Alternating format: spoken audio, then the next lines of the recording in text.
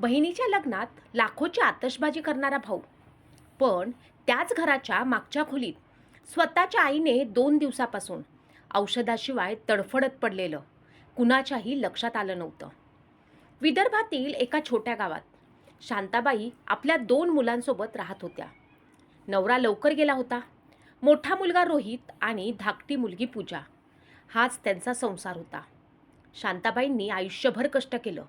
लोकांच्या शेतात मजुरी केली, घरची जनावरं सांभाळली, गावातल्या बायकांचे कपडे शिवले. पण मुलांच्या शिक्षणात कधी कमी पडू दिलं नाही. रोहित शहरात जाऊन मोठा बिल्डर झाला. पैशाची कमतरता उरली नव्हती. गावात त्याचा मोठा बंगला झाला होता. लोक त्याला रोहित साहेब म्हणू लागले होते. काही दिवसांनी पूजाचं लग्न ठरलं. रोहितने ठरवलं, माझ्या बहिणीचं लग्न गावातलं सर्वात मोठं लग्न झालं पाहिजे. संपूर्ण गाव सजलं. मोठा मंडप, डीजे, हजारो पाहुणे, महागडं जेवण, फटाक्यांची आतषबाजी. सगळीकडे फक्त रोहितच्या श्रीमंतीची चर्चा होती.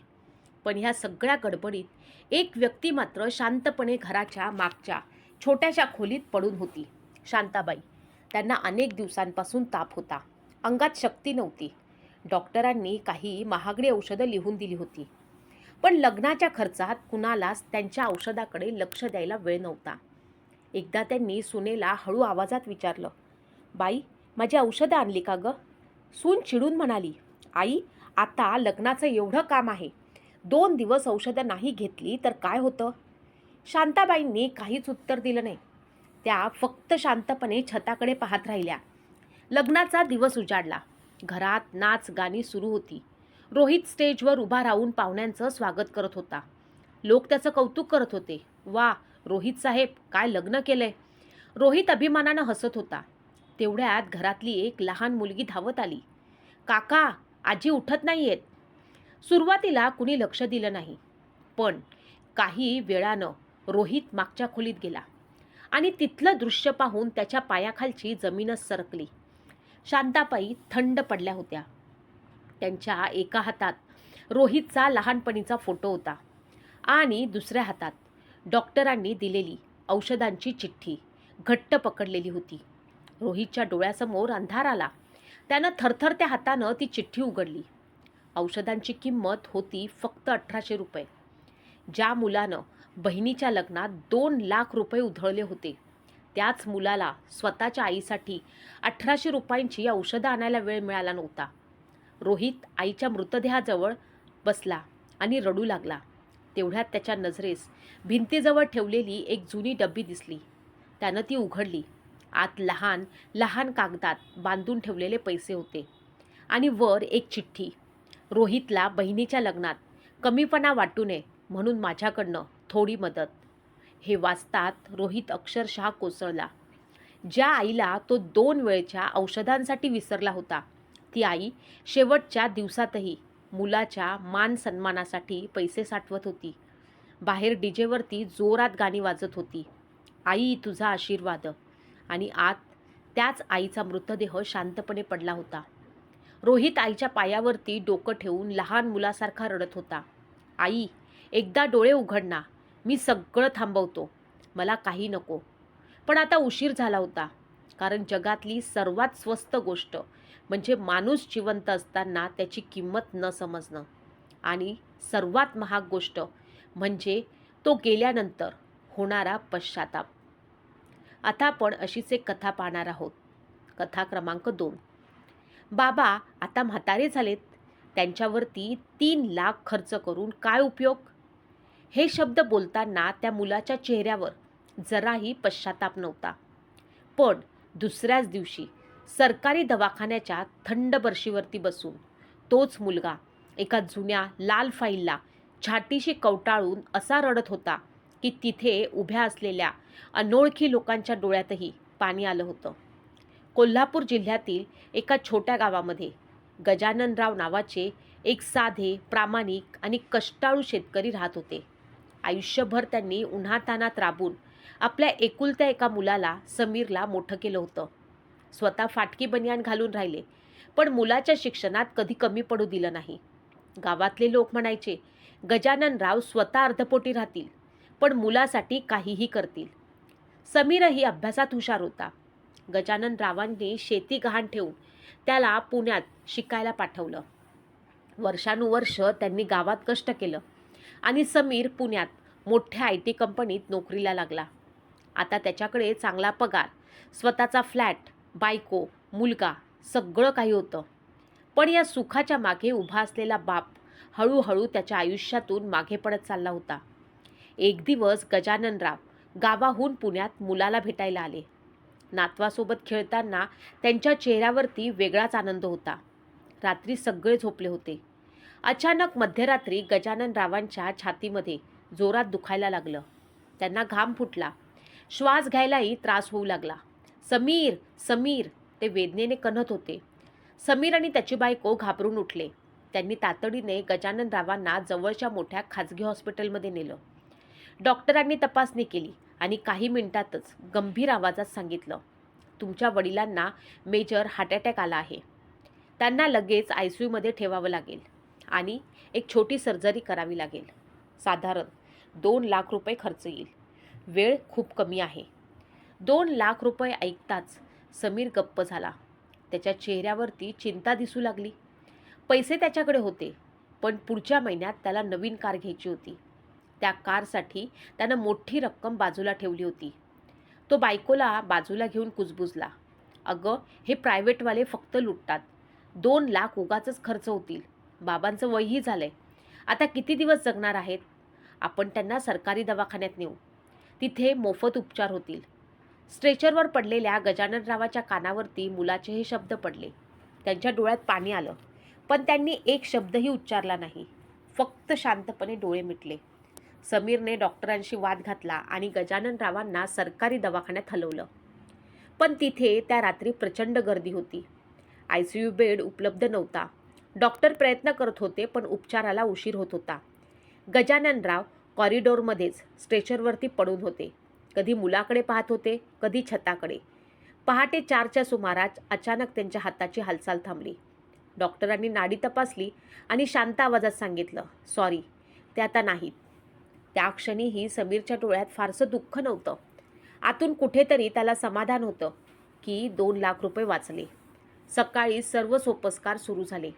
तेवढ्यात एक वॉर्ड बॉय समीरजवळ आला आणि म्हणाला, साहेब, हे तुमच्या वडिलांच्या खिशात होतं. त्याच्या हातात एक जुनी कापडी पिशवी होती. समीरने ती उघडली. आत गजाननरावांचा चष्मा, एक जुना रुमाल आणि लाल रंगाची जुनी हॉस्पिटल फाईल होती. कुतूहलाने त्यांनी फाईल उघडली आणि पुढच्या क्षणी त्याचा चेहरा पांढराफटक पडला. ती फाईल गजाननरावांची नव्हती. ती फाईल होती समीरची. 5 वर्षांपूर्वी समीरचा पुण्यात भीषण अपघात झाला होता. त्याची बाईक ट्रकला धडकली होती. तो 15 दिवस कोमात होता. त्या फाईलमध्ये त्या काळातील हॉस्पिटलची सगळी कागदपत्र होती. समीरने थरथरत पानं उलटत होता. अचानक त्याची नजर एका बिलावर स्थिरावली. एकूण बिल 14 लाख रुपये. त्याच्या खाली स्टॅम्प पेपरची झेरॉक्स होती. त्यावर लिहिलं होतं, मी गजाननराव माझ्या मुलाचा जीव वाचवण्यासाठी माझ्या मालकीची एकमेव 2 एकर बागायती जमीन विकत आहे. हे वाचताच समीरच्या हातातून फाईल खाली पडली. त्याला आठवलं, त्या अपघातानंतर तो जेव्हा शुद्धीवर आला होता तेव्हा गावची जमीन कुठे गेली हे त्याने कधी विचारलंच नव्हतं. बापानेही कधी सांगितलं नव्हतं की त्याच्या जीवासाठी त्यांनी स्वतःचं संपूर्ण आयुष्य विकलं होतं. आणि आज ज्या बापाने स्वतःची शेवटची पुंजी विकून मुलासाठी 14 लाख रुपये खर्च केले होते, त्याच बापासाठी मुलाने 2 लाख रुपये खर्च करायला नकार दिला होता. समीरच्या डोळ्यासमोर सगळं फिरू लागलं. नवीन फ्लॅट, नवीन कारचं स्वप्न, महागडे कपडे, सगळं काही त्या बापाच्या त्यागावरती उभं होतं. आणि त्या बापाला त्यानं सरकारी दवाखान्याच्या फरशीवरती तडफडत मरू दिलं होतं. समीर अचानक जोरात ओरडला आणि तिथेच फरशीवरती कोसळला. त्यानं ती लाल फाईल छातीशी घट्ट धरली आणि लहान मुलासारखा ओक्शीबोक्शी रडू लागला. बाबा, मला माफ करा. मी खूप मोठा पापी आहे. माझ्यासारखा कृतज्ञ मुलगा कुणाच्याच पोटी जन्माला येऊ नये. त्याचा आवाज पूर्ण कॉरिडॉरमध्ये घुमत होता. पण आता वेळ निघून गेली होती. कारण काही चुका अशा असतात ज्या पैशानं भरून निघत नाहीत. आणि काही माणसं अशी असतात जी गेल्यानंतर आपल्याला त्यांची खरी किंमत कळते. तुम्हाला काय वाटतं मित्रांनो? तुमच्या प्रतिक्रिया नक्की सांगा. आता आपण एक तिसरी कथा पाहणार आहोत, जी देखील खूप हृदयस्पर्शी आहे. आईला वृद्धाश्रमात सोडताना मुलगा म्हणाला, इथे तुमची चांगली काळजी घेतली जाईल. पण 3 महिन्यानंतर जेव्हा त्याच्या स्वतःच्या मुलानं त्यालाच एक प्रश्न विचारला, तेव्हा त्याच्या पायाखालची जमीनच सरकली. नाशिकजवळच्या एका छोट्या गावामध्ये शारदाबाई नावाच्या एका विधवा स्त्री राहत होत्या. नवरा लवकर गेल्यानंतर त्यांनी लोकांच्या घरची भांडी घासून, शिवणकाम करून, कधी शेतात मजुरी करून आपल्या एकुलत्या एक मुलाला, निलेशला मोठं केलं होतं. त्या स्वतः उपाशी राहिल्या, पण मुलाला कधी उपाशी राहू दिलं नाही. निलेश हुशार होता. आईच्या कष्टाचं चीज करत तो इंजिनियर झाला होता आणि मुंबईत मोठ्या कंपनीत नोकरीला लागला. काही वर्षांनी त्याचं लग्न झालं.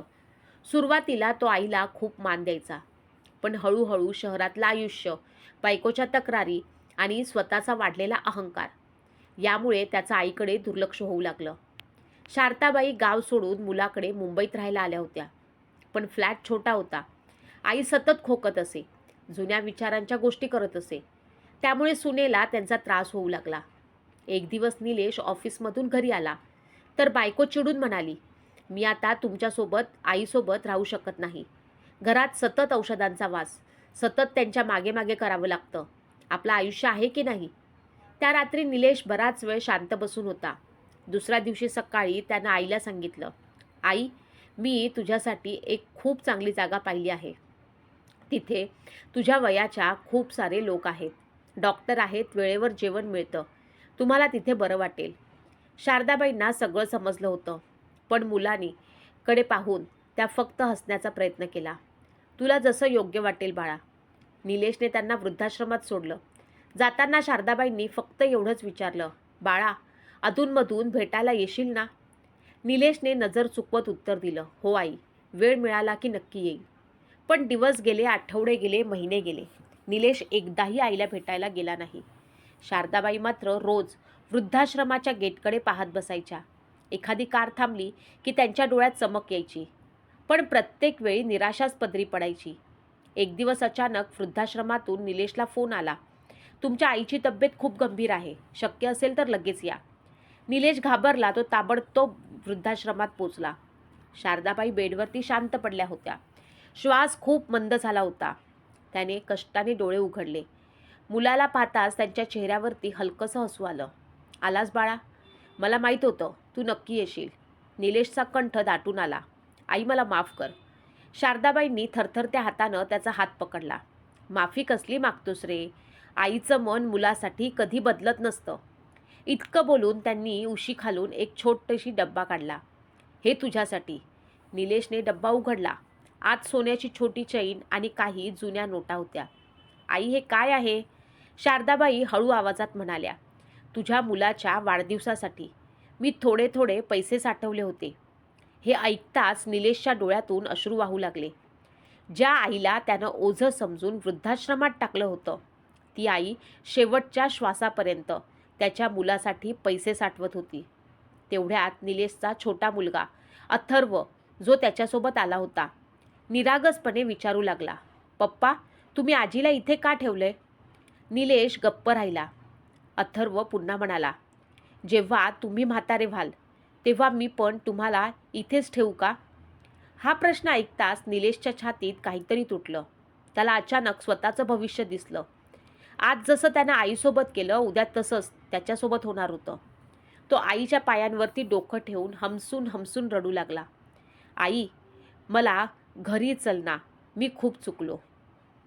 पण यावेळी खूप उशीर झाला होता, कारण शारदाबाईंचा हात हळूहळू थंड पडत चालला होता. त्या कायमच्या निघून गेल्या होत्या आणि मागे उरला होता फक्त पश्चाताप, जो आयुष्यभर निलेशला आता झोपू देणार नव्हता.